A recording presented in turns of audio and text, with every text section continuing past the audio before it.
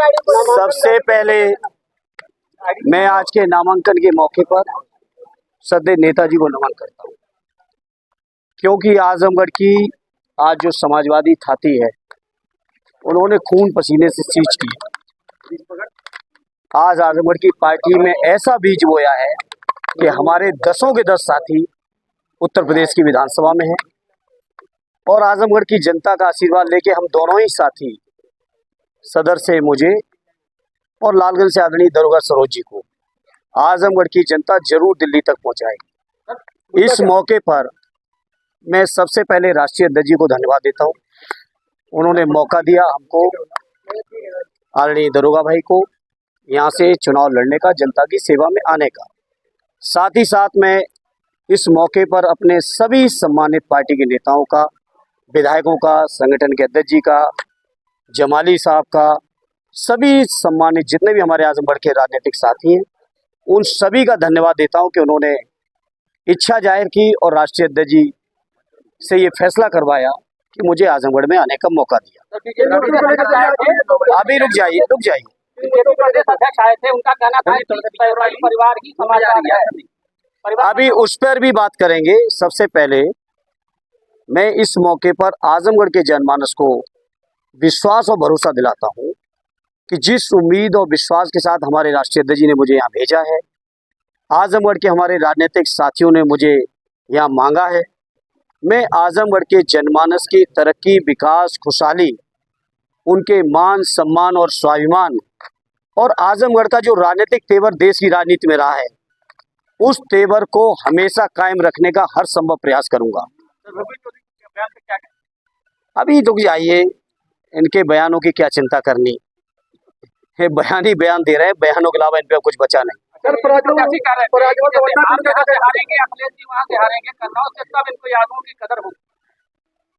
देखिए, वो बहुत बड़े ज्योतिषी हैं और उनके बारे में हम कुछ नहीं कहेंगे। वो 19 के लोकसभा के चुनाव में ब्रह्मा जी को भी चुनौती दे रहे थे।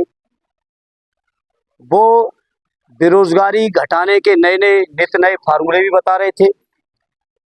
वो अपने गुरु के सामने, जो आप सबके माध्यम से वीडियो मुझे देखने का मौका मिला, उसमें भी कुछ आश्वस्त कर रहे थे और वो जो गुरु के सामने सच कह रहे थे या निर्वाचन अधिकारी के सामने सच कह रहे थे, आज वो मौका है। उनका एफिडेविट आप लोग जरूर चेक कर लेना, मैंने तो अभी नहीं किया है।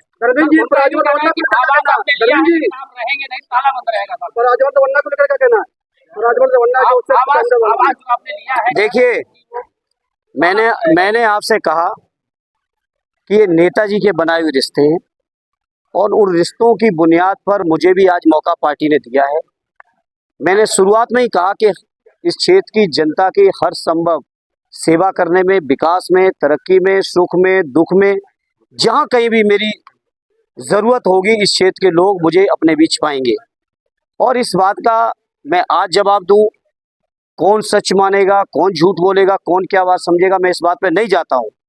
मैं अपने काम से ये चीज़ों का एहसास कराऊंगा और आप सब में से अगर किसी के संपर्क बदायूं के लोगों के साथ हो तो वहाँ पे आप संपर्क करिएगा, पूछिएगा, जानकारी लीजिएगा मेरे बारे में। मैनपुरी में अगर आपके संपर्क हो वहाँ पूछिएगा, इलाहाबाद में अगर संपर्क हो आपके वहाँ पूछिएगा।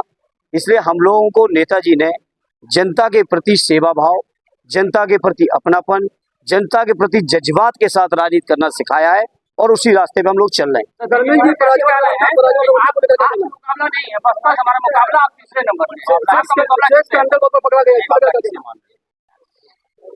मुकाबला इस बार जनता किसी से नहीं होने देगी।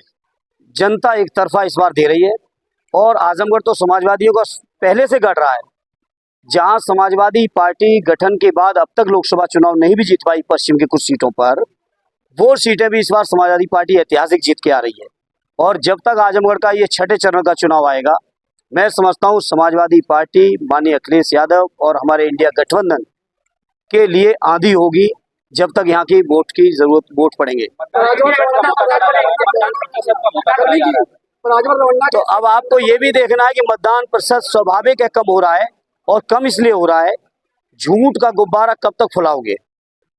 2 करोड़ रोजगार के वादे करने के बाद जहां आपको 20 करोड़ रोजगारों का हिसाब देना चाहिए था, क्या हिसाब दिया?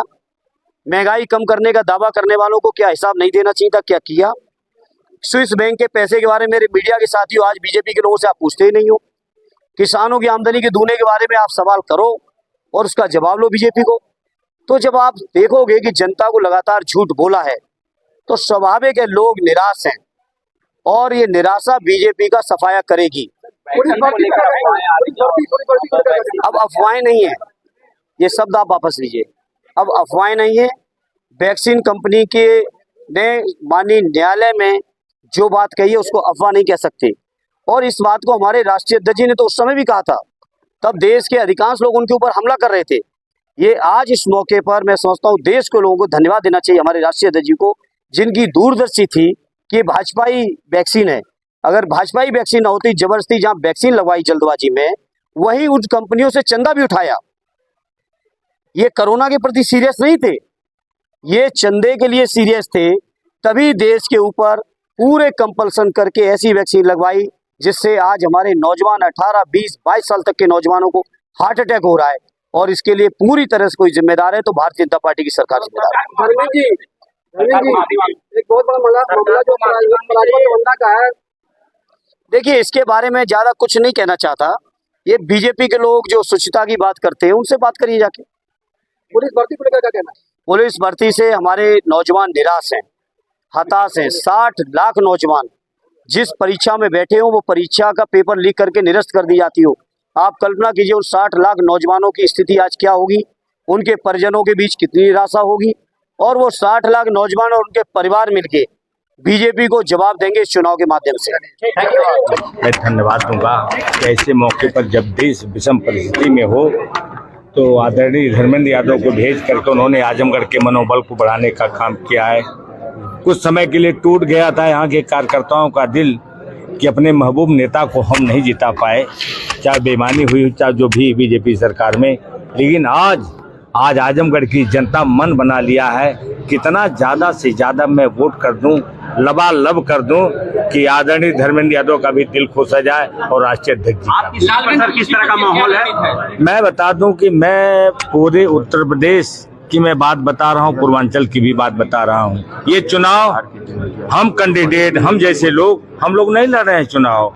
न आदरणीय धर्मेंद्र यादव जी लड़ रहे हैं चुनाव, न दरोगा सरोज लड़ रहे हैं, और कोई समाजवादी पार्टी इंडिया गठबंधन का चुनाव नहीं। चुनाव तो यहाँ की जनता लड़ रही है। हर वर्ग के लोग, इंडिया गठबंधन के लोग नहीं, हर वर्ग के लोग, अगड़ा हो, पिछड़ा हो, दलित हो, शोषित हो, माइनॉरिटी हो, सारा गांव, गरीब, किसान इस समय भ्रष्ट सरकार को उखाड़ने के लिए और बेईमान सरकार को फिर दिल्ली से उतारने के लिए झूठ बोलने वाले को इस बार जो है किनारे दिखाएगी। सबसे बड़ा मुद्दा महंगाई, बेरोजगारी, लाचारी, ये सब सारी चीज, भ्रष्टाचार से लेकर के अभी कोरोना की बात आप कर रहे थे, वैक्सीन की बात कर रहे थे, साहब पूछ लीजिए, मैं नहीं कह रहा हूँ, आदरणीय धर्मेंद्र यादव जी ने नहीं कहा है, ये जनता कह रही है कि वैक्सीन का ये असर है।